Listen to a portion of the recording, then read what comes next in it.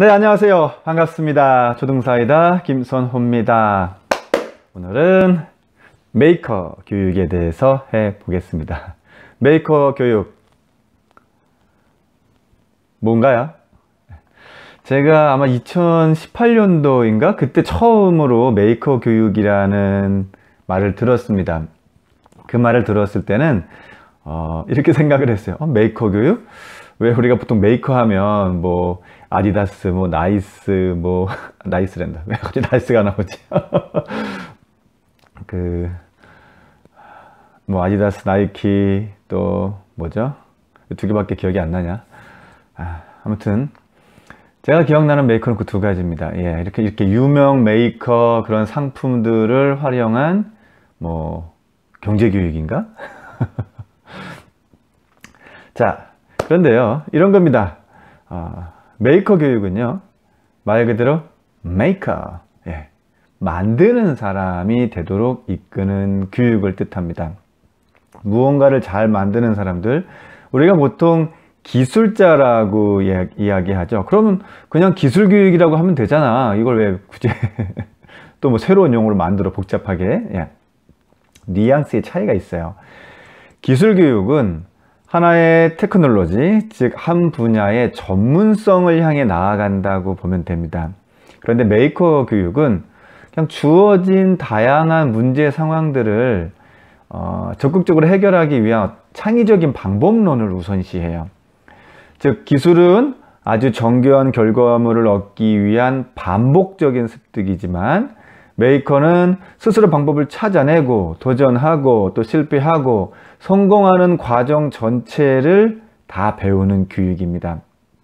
그래서 단순히 만드는 것으로 끝나지 않고요, 아이디어를 공유하고 토론하고 분야를 제한하지 않는 개방성이라는 그런 특징이 있습니다. 그래서 수많은 배움이 막 동시다발적으로 팍팍팍 이렇게 일어나죠. 자, 그럼 초등학교에서 이런 메이커 교육이 실행되고 있는가? 사실 시작은 2017년도로 기억합니다. 그때 11월 달에 이제 서울교육청이 발표를 한 게 있어요. 뭐냐면 서울형 메이커 교육 중장기 발전 계획이라는 걸 발표했었습니다.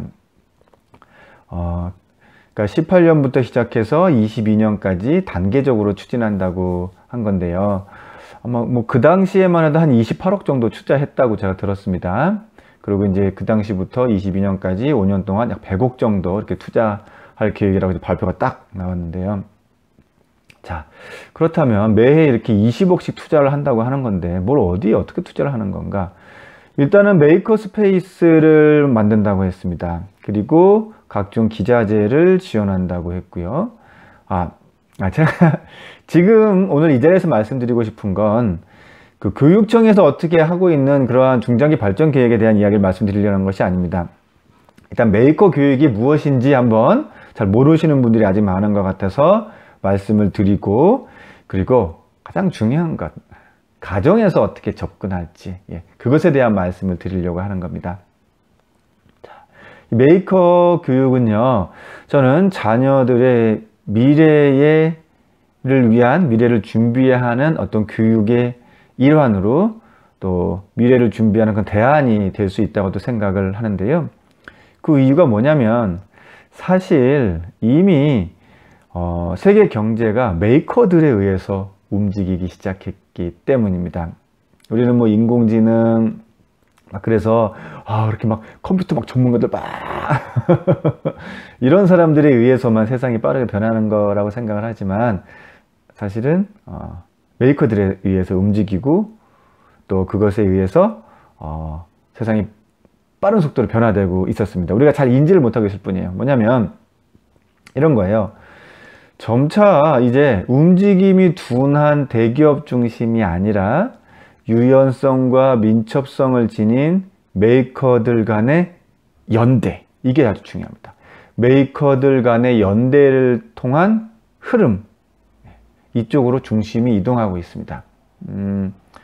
사실 많은 회사원들이 들어가고 싶은 꿈의 직장이라고 있죠. 구글. 구글을 선망의 기업으로 보고 있어요.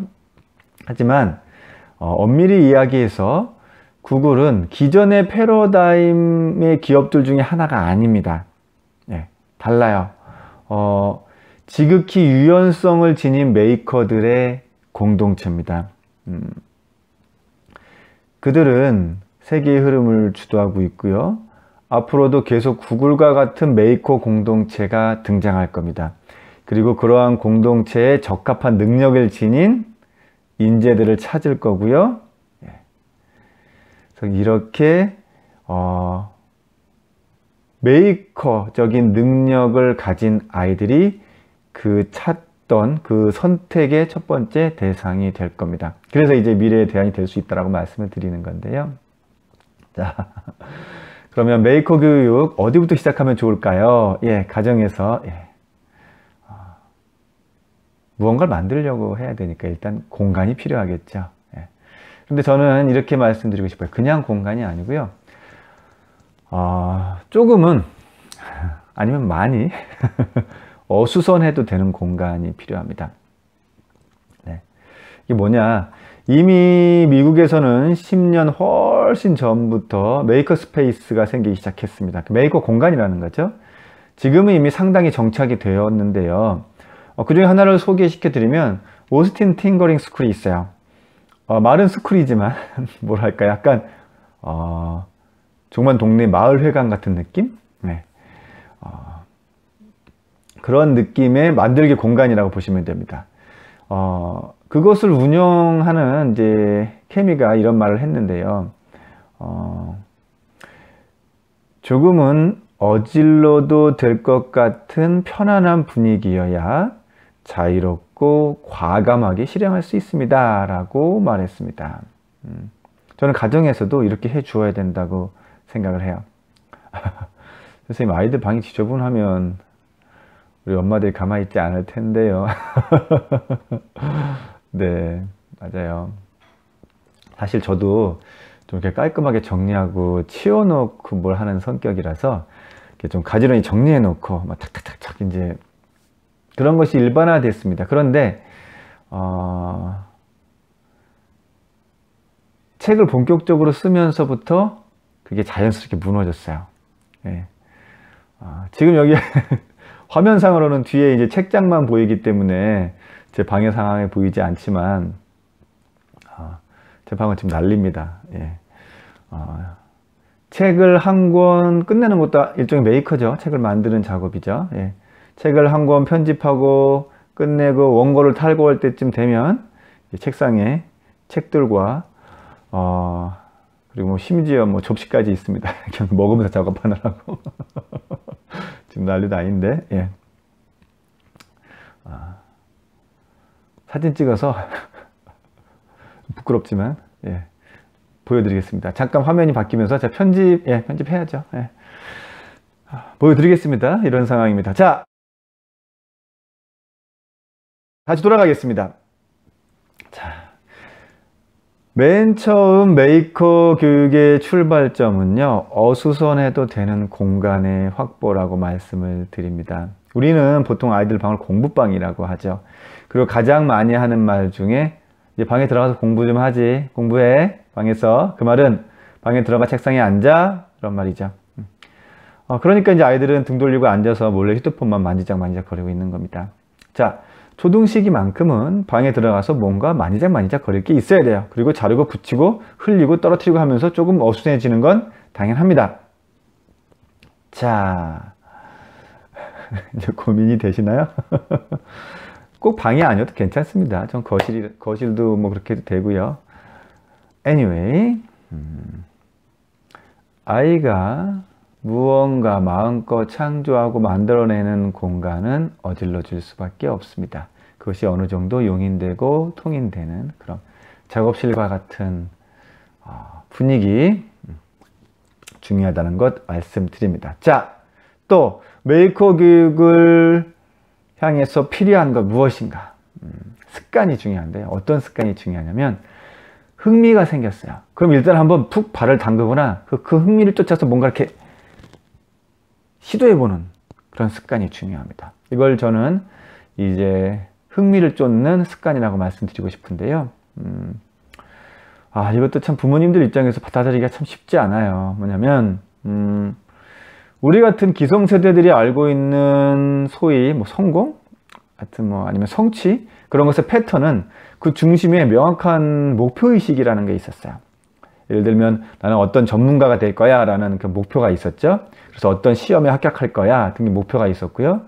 그렇기 때문에 이제 안정적인 지위에 오를 거야.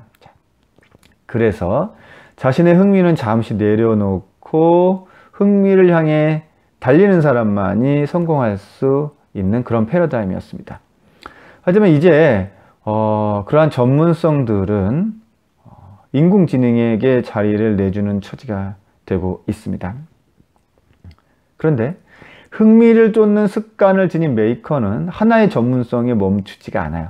계속 새로운 것들을 만들어내는 힘이 생깁니다. 도태될 여지가 없어요. 아이가 뭔가 새롭다고 한 것에 머물러 있을 때는 일단 그 시간에 머물러 있게 하는 유연적인 사고가 필요합니다. 그래도 불안하죠. 정말 흥미만 쫓아가도 될까? 예. 좀 극단적으로 말씀드리면 이런 겁니다. 흥미만 쫓아가도 된다는 게 아니고요. 극단적으로 강하게 말씀드리면 이제 흥미만 쫓아가야 됩니다. 저는 좀 당위성을 갖고 말씀드리고 싶어요. 지속적인 에너지를 뿜어내는데 흥미만한 원동력이 없죠. 이런 거죠. 우리는 누군가 자신의 흥미를 쫓아간다고 하면 아휴 철없는 것. 그저 놀기만 좋아하고. 요즘 청소년들은 그런데 좀 달라요. 흥미를 쫓아가다가 필요한 사안들이 있으면 스스로 배우고 익힙니다. 이전에는 그게 불가능했어요. 흥미가 있어도 막히는 부분이 있으면 배울 수 있는 방법들이 제한적이었습니다. 그러나 지금은 무언가 흥미가 있는 일에 도전하다가 필요한 부분이 있으면 뭐 인터넷을 통하건 관련 자료들 어디서든지 아주 쉽게 그냥 방 안에 있으면서도 다 구할 수가 있습니다. 그래서 그것들을 통해서 익히고 배우고 해결해 나갑니다. 방 안에 없으면 금방 누구한테 SNS를 보내고 뭐 세계에 있는 어떤 전문가들한테 막 보내서 답변들을 받고 페북을 올리고 등등등을 할 수가 있어요. 흥미를 쫓아가며 성과를 내는 시대로 바뀐 거죠. 굳이 또 목표도 없어요. 그냥 흥미만 쫓아서 계속 어딘가에 막 업데이트하고 올립니다. 그런데 그 흥미를 따라서 팔로우들이 생겨요. 자, 보통 우리가 메이커 교육을 하면 어떤 장치나 시스템을 잘 다룰 줄 아는 것이 기본적인 자질이라고 생각을 하는데요. 사실 더 필요한 게 있습니다. 사실 저는 이 부분 때문에 어떻게 보면 힘들었습니다. 그리고 많이 극복해야 될 부분, 바뀌어야 될 부분 지금 많이 바뀌고 있고요. 뭐냐면요. 바로 공유와 교류 능력입니다. 많은 한국 사람들이 상당히 내향적이고요. 그리고 제한적이에요. 이렇게 딱 안정적인 것들을 확보하기를 원합니다. 누군가가 여기 들어오거나 내 것을 쉽게 노출시키거나 하기가 상당히 어려워하죠. 예. 그러나 이러한 메이커를 교육을 받고 내가 스스로 이렇게 메이커가 되겠다고 하는 사람들은 공유와 교류 능력이 이제 기본 자질이면서 필수입니다. 자, 선생님이 그냥 혼자 잘 만들어내면 되지 않나요? 네, 어느 수준까지는 혼자서도 도전하고 만들어내는 능력이 필요한 건 사실이에요. 하지만 이제 공유와 협업을 통하지 않고서는요, 이렇게 큰 성과를 내기가 어렵습니다. 아마 불가능하다고까지 저는 말씀드릴 수 있을 것 같아요. 사실 교육계에서는 이미 오래전부터 교과 간의 융합을 시도하고 있습니다. 이건 개별 교과만으로 남아있는 것은 의미가 없다고 이제 교육에서도 스스로 인정한 것과 마찬가지고요. 메이커들도 마찬가지입니다. 정말 필요한 능력은요, 자신만의 메이커 능력을 지니는 것에서 끝나지 않아요. 이럴 것을 공유하고 나누는 교류 능력이 있어야 됩니다. 그럼 그런 능력을 어떻게 키우나? 공유와 교류는 결국 대인관계성의 한 축이죠. 타인과의 관계 맺기에 어려움이 없는 아이로 교육하기 위해서는 우리 부모의 역할이 매우 중요합니다. 엄마든지 아빠든지 이제 보통은 사회성을 기르기 위해서 이제 아빠의 역할을 중요시하게 이야기하는데요. 이건 상징적인 아빠를 의미하는 겁니다. 예. 자, 아빠도 완전 상관은 없어요. 자, 부모를 통해서 사회적 관계 맺기 능력을 배우는 경우가 일단 가장 일차적으로 배우는데 일단 아빠랑 같이 어떤 프로젝트를 하나 정해서요, 시도해 봅니다. 예를 들면 우리가 어떤 물건을 한번 직접 만들어 보자. 만들어 보고 벼룩시장이나 중고시장 같은 데 가져가서 판매해 보자.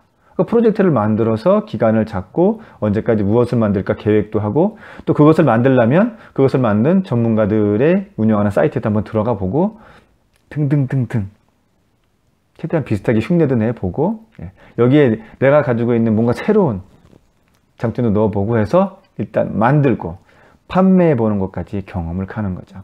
그러한 과정을 진행하면서 아빠랑도 정보 공유를 하겠지만 또 좀 더 확대해서 타인과의 어떤 의견을 교류하는 경험도 하게 되죠. 또 자료를 찾는 과정도 얻게 되고요. 자, 얼마 전에 얼마 전도 아니네요. 벌써 한 2, 3년 된 것 같아요. 예. 그때 초기에 제가 메이커 교육이라는 게 뭐지 하고 궁금해하면서 자료를 찾다가 이제 그 당시에 그 최신 리포트를 읽었었죠. 미국에서 이제 진행되고 있는 메이커 교육 현장을 직접 방문했던 한국의 이제 메이커 교육 당시 메이커 교육 연구소 오영주 소장의 보고서였는데요. 120페이지에 달하는 연구 보고서 중에 한 문구가 제 마음을 움직였습니다. 뭐냐면 메이커 스페이스에서 가장 많은 돈을 써야 할 것은 공간이 아니라 사람이다. 저는 이 말을 어떻게 해석했냐면 우리 아이들이 메이커가 되는 걸 허락해주는 결단이 필요한 시기다 라고 해석을 했습니다. 우리 아이들이요, 무언가를 만들고 싶다고 할 때 나중에 만들어, 지금은 학습지 풀어야지 뭐 이렇게 하면서 미루지 말고 지금 바로 시도해도 돼 라고 허락해주는 부모가 되시기를 바라요. 이게 바로 우리가 아이들에게 허락해줄, 그리고 뭔가 쓰게 해줄 그런 공간에서의 역할입니다. 자, 모든 아이들은요, 신나는 메이커로 평생을 살아갈 잠재력이 다 있습니다. 우리 부모님들은 그렇게 살아도 된다라고 허락만 해주시면 돼요. 허락이 쉽지 않죠? 네. 좋습니다. 일단 작은 것부터 작은 첫걸음이 중요합니다. 만들고 부수고 만들고 그리고 올려보고 공개해보고 그런 과정의 기회에 한번 허락해 줘 봐야 되겠다 이렇게 결심하는 것부터가 시작입니다. 자, 오늘의 초등사이다 이야기 메이커 교육이었습니다. 초등사이다는 우리 학부모님들과 함께 합니다. 감사합니다.